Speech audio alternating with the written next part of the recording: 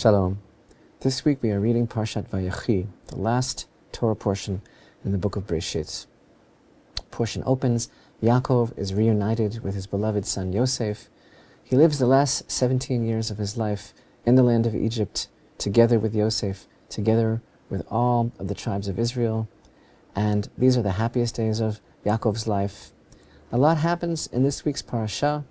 We see the conclusion of this generation.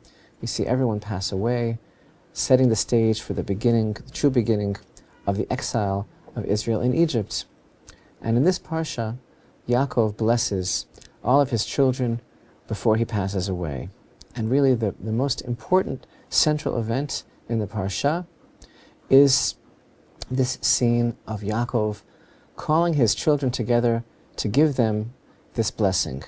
And the parsha begins in chapter 47, but at the very beginning of chapter 49, we find this scene where the verses tell us, "Then Jacob called for his sons and said, 'Assemble yourselves, and I will tell you what will befall you in the end of days. Gather yourselves and listen, O sons of Jacob, and listen to Israel your father.'" And it's universally understood that something very, very important was about to happen here. And the Holy Rashi tells us that Yaakov had gathered all his children together and was about to reveal to them the secret of the great redemption, the secret of the final, ultimate redemption, all of the details that would be leading up to the time of the Mashiach. Yaakov was going to tell them. There he is on his deathbed. He's going to tell them the who and the what and the where, all of the important details pertaining to the final end, the scenario of the promise of redemption. And then suddenly the Shekhinah, the divine presence, which was giving him his divine inspiration, suddenly departed from him, left him. And so, rather than give them all of the secrets of the end, instead he gave each one of the tribes a blessing, something totally different. But these blessings, of course, are also tinged with some degree of messianic prophecy. Some of the blessings seem to be overt blessings. Some of them contain admonishment, reproachment. The Holy Zohar tells us something very fascinating about this moment. The Zohar tells us that it's impossible for Yaakov not to have included in his words the secret of the redemption. Because, after all, he said, "Come together, and I'm going to tell you what will befall you in the end of days." It's true, the Shekhinah, the divine presence, departed from him, and he no longer had the ability to give over this in an overt manner. But because Yaakov the Tzaddik told them, "I'm going to tell you now the details of the redemption," the Zohar tells us that somehow, in the words which he did give over, we can also find the great secret of the redemption. So bearing that in mind, we come and we take a close look at these verses, and immediately we notice something very singular. Chapter 49 begins with the words, "Vayikra Yaakov el banav vayomer he'asvu va'agid lachem et asher yikra etchem ba'achrit hayamim." That Yaakov called to his sons and said, "Assemble yourselves, and I will tell you that which will befall you in the end of days." But the very next verse begins, "Hikavtzu." Gather together, Vishimu b'nei Yaakov, and listen, children of Yaakov. So Yaakov uses two expressions here. He changes his expression from assemble yourselves to gather together. So we know that all of our understanding of the Holy Torah is that no word is superfluous. There's nothing that's just repeated for emphasis. This is not poetry. You know, a poet can say something very beautiful and use a lot of synonyms and say the same thing in a number of different ways because it's just a very prosaic, very beautiful way of speaking. That's not the way the Torah works. Every word is absolutely perfect and part of Hashem's plan for all time.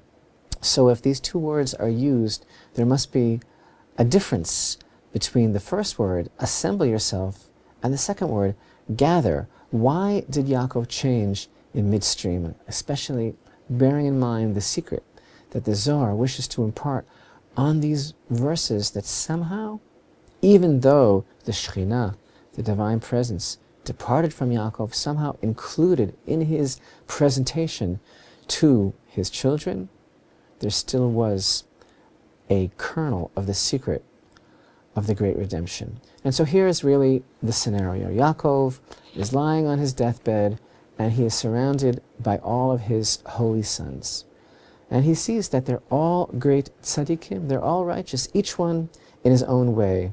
After everything that they've been through all of the ups and downs, the sale of Yosef, the descent into Egypt, they all remained steadfast, committed to the Torah, committed to Hashem, and they all were righteous. And so he sees, surrounded by his righteous children, this must be the moment that I can reveal to them, in the merit of their very righteousness, I can tell them the secret of the redemption and everything that they really must know in order to have the tools to be prepared, to be properly ready to play their parts as participants in this whole unfolding saga, the story of the redemption. And since they're all righteous, I'm going to tell them. And then suddenly at that moment, as we know, the Shekhinah departed from him. And so actually there is a very, very deep lesson here, and perhaps it's one of the most important ideas that we can express regarding this incredible moment. Because Yaakov felt that he would now be able to reveal the redemption to his children because of their great holiness and because of their great state of righteousness. And this really begs the question that many people speculate about today. You know, we've been waiting so long for the redemption. We've been waiting so long for the ingathering of the exiles. What is holding up the show? Whose fault is it? People like to point fingers. People like to accuse. There's a lot of blaming. What's holding up the show? On whom is the redemption dependent? And a lot of people think, a lot of people who claim to be religious, who want to consider themselves to be religious, they think, we're doing a very good job. We're doing everything that we have to do in order to please Hashem, in order to merit the redemption. But there are these other people that have nothing to do. They're not in the program. Have nothing to do with the situation. They're not connected to God. They're far away. They're not religious. And they're not even a factor, because we're the ones who really have to bring the redemption forward. Actually, this is what Yaakov was thinking. He was thinking, the brothers, my children, they're all so righteous. It must be that this is the time for me to reveal it to them. But then suddenly, the knowledge departed from him. And this is part of the secret that the Torah wishes to teach us here, the difference between the two words that Yaakov used. First he said, assemble yourselves. And then at that moment, the Shekhinah departed.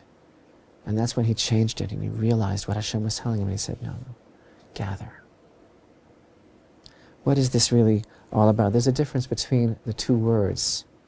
Asfu, assemble yourselves, and hikaptsu, gather yourselves.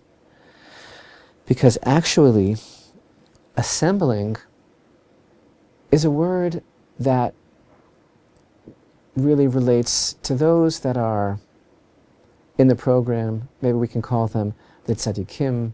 They are the ones that they're already close by. It's not something that is difficult for them. It's not something that is unusual. And we find some examples of the Torah using the word assemble. For example, in Exodus 3, where Hashem tells Moshe, assemble for me 70 elders of Israel. Because these are the tzaddikim of the generation. All you have to do is assemble them. They're already ready. But the word hikaptsu, gathering, we find that in the Torah, this refers to those that are further away. And there are several beautiful examples of this very point. We find in Deuteronomy 30 the phrase, if your dispersions will be all the way at the ends of the heavens, from there Hashem your God will gather you. And also in Isaiah 56 we find the word of my Lord Hashem Elokim, who gathers in the dispersed of Israel, I shall gather to him even more than those already gathered to him. This whole idea of gathering relates to those that are further away, that they don't feel any connection to Hashem. They don't feel that they're part of the program at all. They feel that time is passing them by. Well, what about them? Aren't they important? And this, of course, is the deepest secret in the Torah. Yisrael stands for Yesh Shishim Riboy Otiot LaTorah. The word Yisrael is an acronym for there are 600,000 letters in the Torah. And this reflects the mystical concept that there are 600,000 root souls of Israel, and every single one of these souls is actually a letter in the Torah. And so too, not only with regards to Israel, but with regards to the whole world. There is no such thing as a soul that is unaccounted for. There is no such thing as one single person that goes lost. And the whole secret of the elongation of the exile, the spiritual exile that we are all in, as well as the physical exile, the whole secret of what's taking so long, it's an aspect of the tremendous mercy and compassion of Hashem, that he is waiting for every single person to return to him. He's waiting for the ingathering of every single exile, not for the assembly of the tzaddikim, but for the gathering. And this was a lesson that Yaakov himself learnt at this moment, when he felt it must all be dependent on the tzaddikim. Assemble yourselves, tzaddikim, and I'm going to tell you now the story of the redemption. But then suddenly, everything went blank, because Hashem was telling him, it's not about the tzaddikim, it's about everyone.